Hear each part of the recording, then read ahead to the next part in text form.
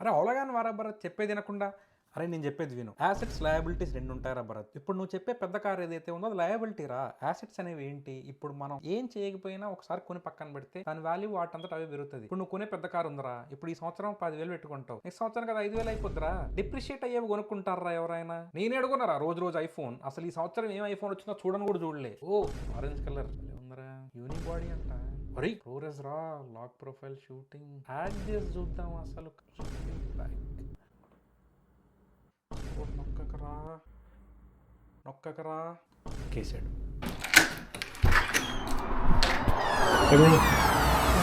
Thank you so much ma'am.